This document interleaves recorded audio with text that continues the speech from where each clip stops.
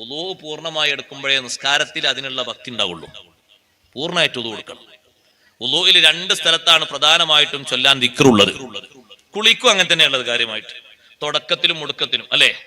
ആ തുടക്കത്തിലും ഒടുക്കത്തിലുള്ള ദിക്റുകളൊക്കെ പാലിച്ചുകൊണ്ട് ഖിബിലക്ക് മുന്നിട്ടുകൊണ്ട് ഒരു ഉളൂ, കറാഹത്തുകളൊക്കെ ഒഴിവാക്കിയിട്ടുള്ള ഉളൂ, ഒരു കറാഹത്തും വരാത്ത ഉളൂ ആണോ ആ ഉളൂവോടുകൂടുള്ള നിസ്കാരവും എല്ലാ സുന്നത്തുകളും പാലിച്ചിട്ടുള്ള ഉളൂവിന്റെ നിസ്കാരവും അല്ലാത്ത നിസ്കാരം തമ്മിൽ മാറ്റല്ലേ?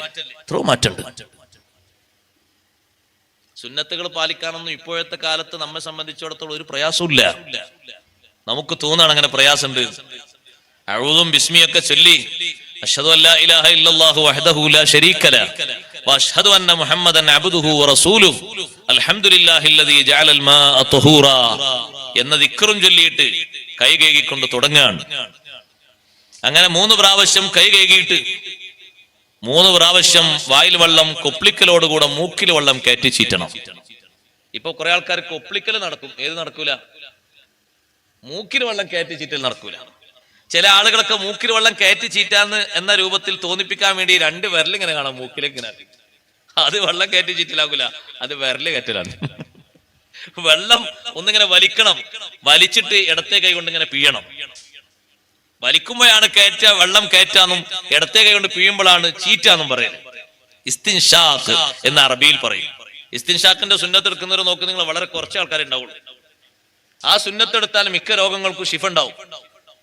5 നേരം ഉളു എടുക്കുന്ന ആള് മൂക്കിൽ വെള്ളം കയറ്റി ചീറ്റാണെങ്കിൽ ആ മൂക്കിന്റെ ഉള്ളിൽ ഏതെങ്കിലും പൊടിയോ മറ്റോ കുടുങ്ങിയിട്ട് എന്തെങ്കിലും രോഗം ഉണ്ടാവും? ഒരു രോഗം ഉണ്ടാവില്ല. അപ്പൊ ചില ആൾക്കാർ ജലദോഷം ഉണ്ടാകും, നേരക്കരെ പിയാത്തോണ്ടാണ്. നല്ലോണം പിയണം. അങ്ങനെ ഇസ്തിൻഷാഖ് ചെയ്തുകൊണ്ട് മുഖം ശരിക്ക് കഴുകിയിട്ടുള്ള ഉളൂ, മുഖം നന്നായി കഴുകണം.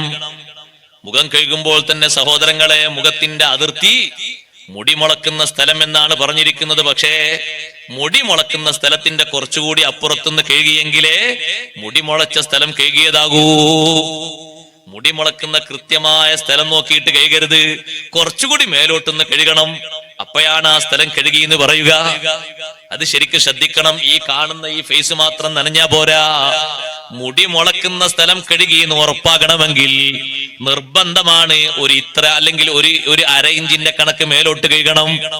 മേലോട്ട് ഇങ്ങനെ കഴുകിയെങ്കിലേ മുടി മുളക്കുന്ന സ്ഥലം കഴുകി എന്ന് ഉറപ്പാകൂ. 2 ഈ ചെവിക്കുറ്റിയുടെ ഭാഗവും നനയണം. അപ്പോഴേ ചെവിയോട് അടുത്തുള്ള ഭാഗം നനഞ്ഞു എന്ന് ഉറപ്പാകൂ. കുറച്ച് വെള്ളം ഇങ്ങനെ എടുത്തിട്ട് ഇങ്ങനെ ആക്കിയാ പോരാ. ശരിക്ക് വെള്ളം ഇങ്ങനെ ഇതിലെങ്ങനെ ഒലിച്ചിറങ്ങണം.